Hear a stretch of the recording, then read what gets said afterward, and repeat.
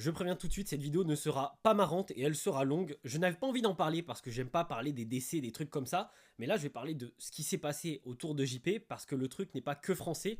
Aujourd'hui, le drame, il est mondial. Alors pourquoi je vous dis que le drame est mondial? Par exemple, il y a cette personne qui en a parlé, qui a fait 1 400 000 vues aux États-Unis et ça a touché même des grandes stars américaines. Et pour que vous puissiez vous rendre compte de l'impact, on a même le rappeur Drake qui annonce mettre fin à sa collaboration avec Kik après avoir dénoncé l'attitude des fondateurs. Donc ça a touché même les stars américaines et internationales. Et là aujourd'hui, qu'est-ce qui se passe? On a le monde entier quasiment, et en France, bon, c'est encore plus fort, qui tombe sur les créateurs qui ont mis, j'ai pas d'autre terme, la misère à JP. Ils l'ont même parfois humilié, torturé. Alors bien évidemment, on a tous un avis sur la chose, mais il faut savoir un truc, on n'est pas juge, on ne peut pas les juger, on peut juste porter un avis. Moi, mon avis personnel, c'est que ces personnes sont en partie responsables de ce qui s'est passé, mais elles ne sont pas les seules. Parce qu'il y a également, comme l'a dit Drake, la plateforme est responsable, parce que leur contenu, en réalité, s'il était diffusé en live, je ne sais pas si c'était tous les soirs ou je sais pas quoi, il était diffusé, il n'était pas ban. Donc ce qu'ils ont fait pour la plateforme, c'était dans les clous. Et bien évidemment, dans une moindre mesure, le dernier responsable, c'est les consommateurs. Parce que oui, on est responsable de ce que l'on consomme. Parce que bien évidemment, on va pas se leurrer, il y a énormément de personnes avant le drame qui voyaient leur live comme étant des masterclass. Aujourd'hui, ça ne l'est plus parce qu'il y a eu un drame. Mais avant ça, s'il n'y avait pas eu de drame, leurs vidéos, pour beaucoup, c'était des masterclass. Et il y a une autre problématique des réseaux, c'est la surenchère. Parce qu'en fait, quand tu commences à faire quelque chose, pour que ça plaise, donc tu as un public, après tu es obligé de surenchérir parce que tu ne peux pas refaire la même chose. Je vais donner un exemple, toute proportion gardée bien évidemment. Le mec là qui mangeait 1 giga tacos, tu vois, au début il a mangé un, tout le monde disait waouh, waouh, waouh. Une fois qu'il a fait 3 4 fois, tu n'avais plus l'aspect, c'est incroyable. Donc il était obligé de surenchérir, j'en mange 2, j'en mange 3, j'en mange 4. Et même, bien évidemment, on l'a vu derrière, il a menti, il y a eu du montage, mais il a été obligé de surenchérir pour garder sa hype et pour continuer à faire vivre son contenu. Et c'est vrai que parfois en tant que créateur, c'est hyper dur de te renouveler et quand tu as trouvé un confort, quelque chose qui fonctionne, tu restes là-dedans et juste tu surenchéris petit peu par petit peu plutôt que d'essayer de trouver un nouveau concept qui peut même bider et qui peut t'éteindre du jour au lendemain. Bien évidemment, ce que je dis là aussi, c'est pas une leçon de morale, c'est un constat. Je ne suis pas parfait, je fais plein d'erreurs. J'ai même moi, ça m'a fait rire quand il conjuguait ordinateur ou quoi, alors que c'était du débile, tu vois, c'était du n'importe quoi.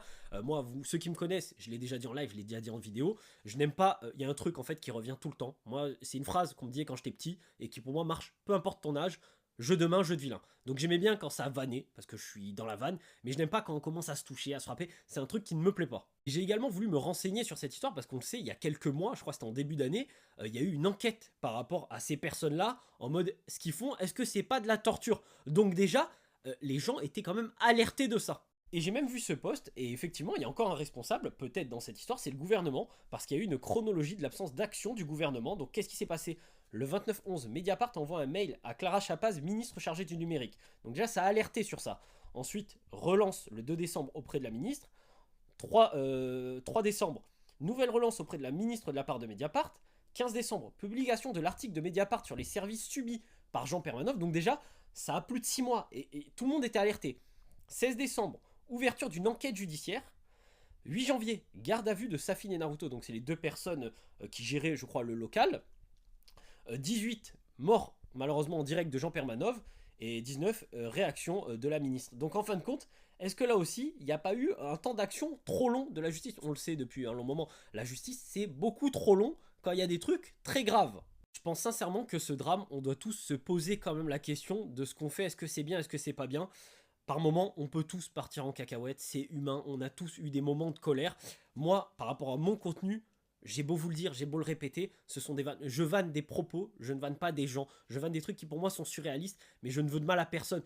J'ai même fait il y a pas longtemps une vidéo sur Alex Lachance en disant les gars, faut pas le cyberharceler parce que ça reste que des blagues, ça reste des conneries. Faut prendre les réseaux sociaux vraiment au-dessus du pied, comme ça. Faut des fois s'en foutre, c'est que des blagues. Et le jour où t'es fatigué de ça, de voir des trucs quoi, coupe les réseaux. C'est le meilleur moyen de te ressourcer. Ne reste pas collé H24 sur ton téléphone. Et un dernier mot pour rebondir sur ce que j'avais dit au début. Le Naruto et Safin, je pense qu'aujourd'hui, comme j'ai dit, on a un avis, mais on n'est pas des juges. Parce qu'il a déjà posé une plainte pour cyberharcèlement, parce que oui, d'un coup, là, il doit se recevoir un nombre de menaces. Je ne suis pas en train de les défendre, parce que pour moi, comme j'ai dit, ils ont une part de responsabilité, mais c'est pas à nous de leur donner une peine. Donc le mieux, malheureusement, dans cette histoire-là, c'est d'attendre que la justice accélère un petit peu et fasse son boulot, et que nous, de notre côté, on essaie de, comment dire, d'être meilleur. Tout simplement de comprendre que, comme je vous ai dit juste avant, les réseaux sociaux, c'est pas la vie. Essayez de, voilà, quand vous n'êtes pas bien, d'en parler, de rigoler avec vos potes et prenez tout. euh, c'est vraiment au second degré parce que la vie est déjà tellement dure que si tu te rajoutes des problèmes à cause des réseaux sociaux, c'est pas terrible. Voilà. Désolé si la vidéo a été trop longue, j'avais besoin d'en parler. C'était pas pour parler de la mort de JP. Voilà, je rends quand même hommage dans cette vidéo, je ne le connaissais pas, je consommais pas ce qu'il faisait. Mais bon, une personne qui part, malheureusement, ça fait toujours de la peine. Il était pas jeune, mais il était pas vieux, il avait que 46 ans. Donc c'est pas normal, c'est triste. Donc toutes mes condoléances auprès de la famille. Et j'espère que tous ensemble, on va essayer d'évoluer, moi le premier, pour être des meilleures personnes. Voilà, tout simplement. Merci à tous de m'avoir écouté, voilà, et passez une bonne journée.